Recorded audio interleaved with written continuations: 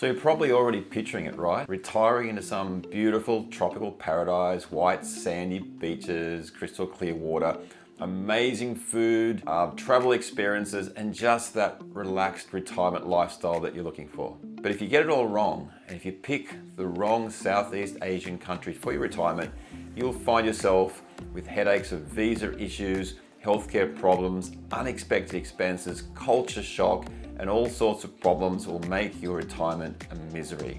But in this video, I'm going to put the top 5 retirement destinations from Southeast Asia up against each other, head to head, based on the things that really matter, so that your dream retirement will actually become a reality.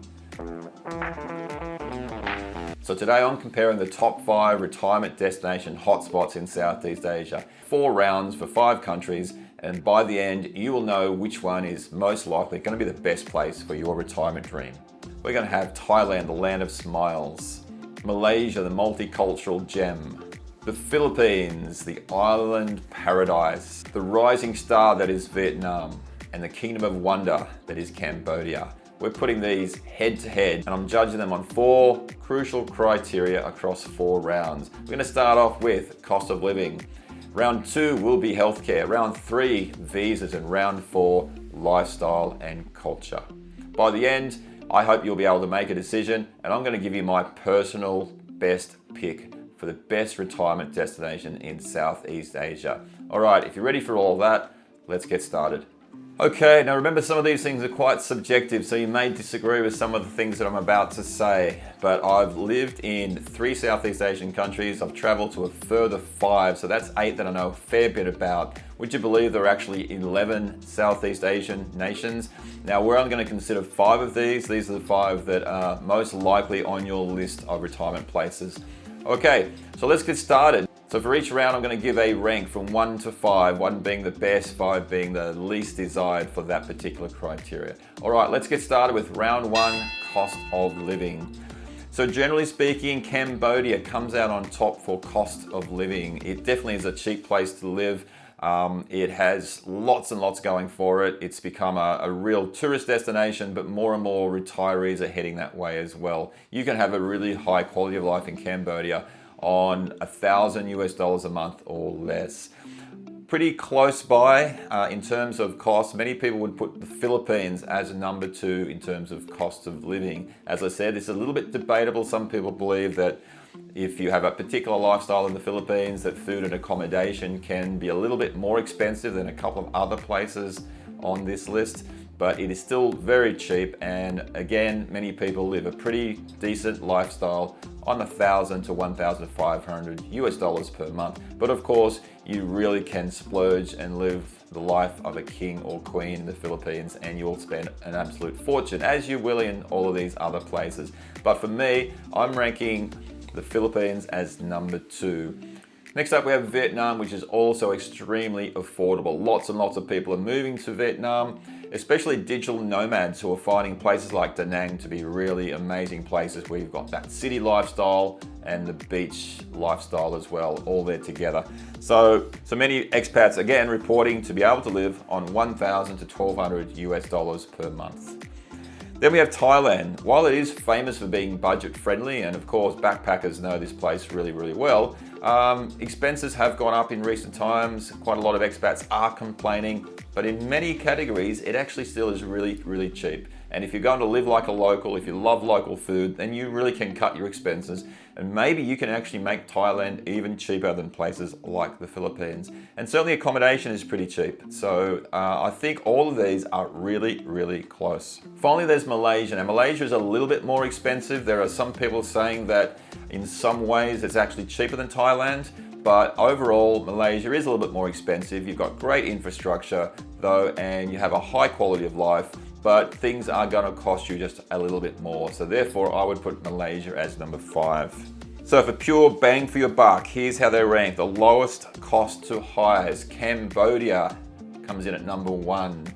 The Philippines at number 2, Vietnam at number 3, Thailand number 4, and Malaysia just a little bit pricier at number 5. All right, let's get into round 2, healthcare.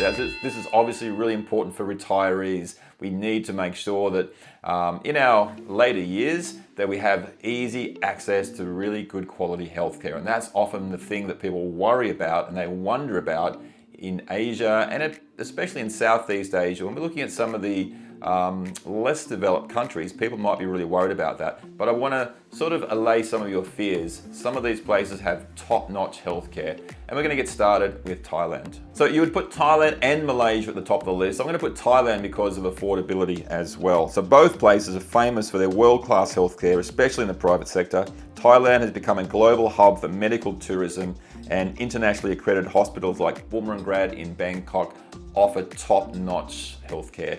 I'm living in Bangkok myself, and I've been to Bumrungrad, and it is amazing. It's like a 5-star hotel.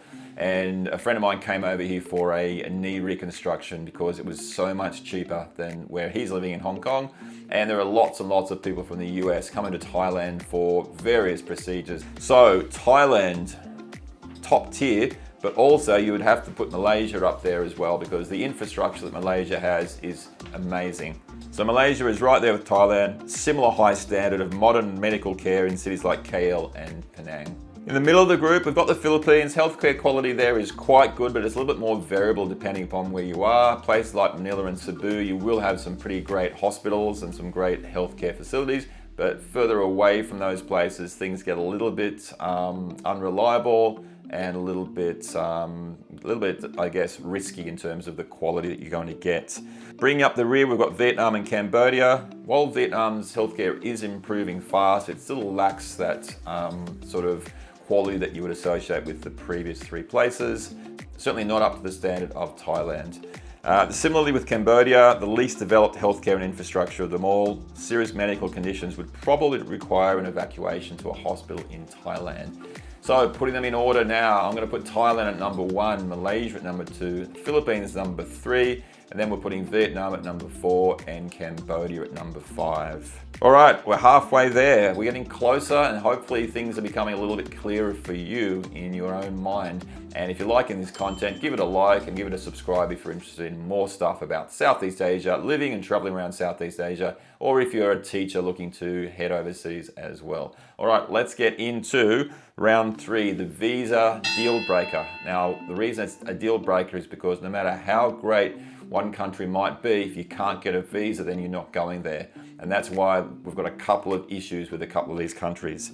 The Philippines probably comes in at number 1 for visas, for ease of getting a visa, and for the fact that the visa is pretty much a permanent thing, and it's not that expensive either. They offer a special resident retirees visa, or the SRRV. As of mid-2025, the minimum age has been lowered to 40, in fact, which is quite amazing, retiring at 40. Imagine retiring at 40 in one of these places. So most applicants who are age 50 or over have to pay a deposit, and this gives indefinite stay and is widely seen as one of the most accessible retirement visas out there. Not just talking about Southeast Asia, but in the world. Next, we have Cambodia, a surprise entry into number 2. Cambodia is also known for being pretty straightforward, offers a renewable 1-year ER visa for those aged 55 and over. Just prove you're retired, apply for an extension, no officially stated high income requirements. So that's a great benefit there for Cambodia, which is why more and more people are looking at Cambodia now as an option.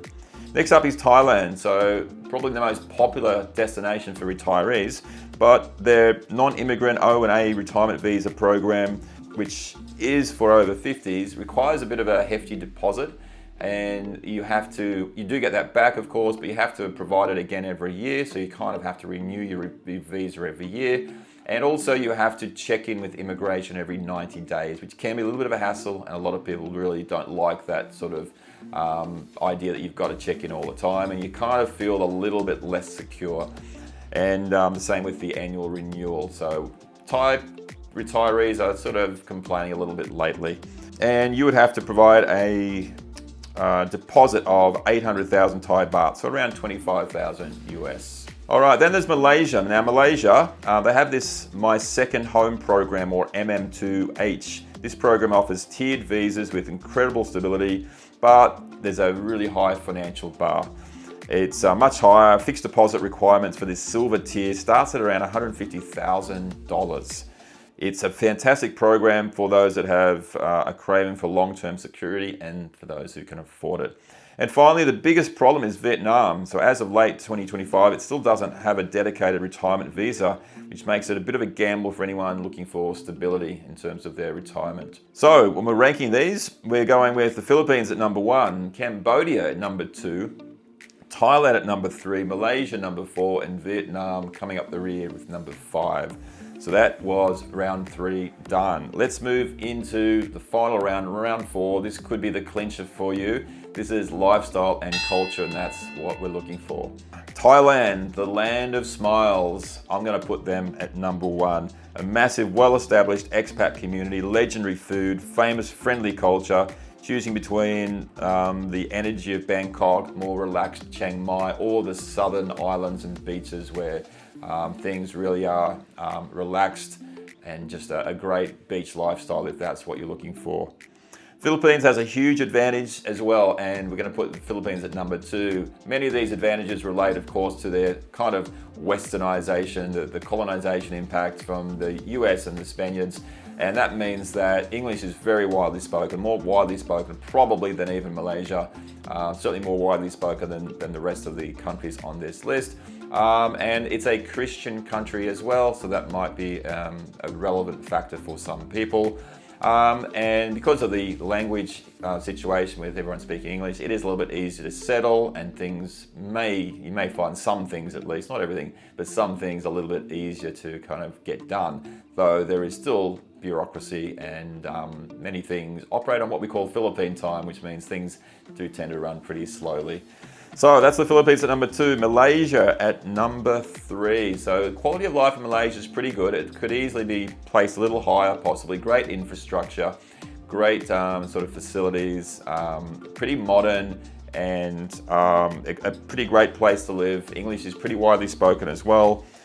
Pretty easy transition. And also you've got the highlight of being pretty close to Singapore if you want to duck down there for some amazing shopping as well. Cambodia, a more rugged, old school Southeast Asian experience, I would call it. Life's a little slower, less developed, which can be more authentic. The expat community is smaller but tight-knit, and the Cambodian people are known for being exceptionally warm. I'd say that about pretty much everyone on this list, but yeah, I found Cambodians to be incredibly friendly. It's just a great place to visit. And finally, Vietnam, a deep, dynamic culture and breathtaking landscapes. It's got some incredible beaches, some great mountain areas as well if you want to get to places a little bit cooler. But the expat infrastructure isn't there yet, which can make it a little bit challenging in terms of moving there long term. But for the adventurous, you want to go to a place that does have incredible culture, also incredible food, then Vietnam might still be for you. But unfortunately, I've ranked it at number 5. So I've gone with Thailand at number 1, the Philippines at number 2, Malaysia number 3, Cambodia number 4, and Vietnam coming at number 5. So this is, of course, very subjective, and the more I speak, the more I'm thinking about those comments that you guys can put in. And please put the comments in, disagree as much as you like. I'm happy with that. That's fine. I've only lived in 3 of these places, and I'm not quite at retirement age yet, but I'm getting closer and closer, and I'm thinking about these things. I'm in Thailand at the moment, so I guess one thing I'm thinking of is, would I stay here or would I look at other places? All right, so we need a conclusion. We need to make a decision. So how do we go? Where do we land after looking at everything? First to go, we're going to sort of cancel out some. We're going to actually cancel out Vietnam. It's brilliant. I love the place, but the lack of a clear retirement visa is too big a risk for someone planning their future. A phenomenal place for a long vacation, or if you're a digital nomad, but not necessarily for retirement. Next, we're going to say goodbye to Cambodia, mainly because of the lack of infrastructure and the lack of healthcare. If you have to be evacuated from Cambodia to Thailand for emergency healthcare, then that's probably a problem, probably a bit too much of a red flag for retirees. This leaves us with the big 3, the Philippines, Thailand, and Malaysia. Each one is a fantastic choice, but they would probably appeal to different people for different reasons. Philippines could be the winner based on being budget friendly, easygoing, English being spoken, cost of living great, more flexible visa, that's a huge plus. So the Philippines could be your spot, English being widely spoken as I mentioned before. Thailand is the champion for social and lifestyle driven focus. I would say, yeah, quality of life, lifestyle, relaxed vibe, variety, beaches, islands, all that stuff. Maybe you get it in the Philippines as well, but it's sort of really a great place to be in terms of Thailand. better infrastructure than the Philippines. Certainly in Bangkok, the infrastructure is amazing.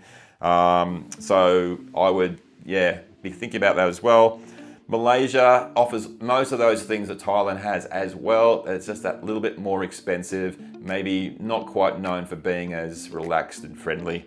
But great healthcare and a great visa program in Malaysia.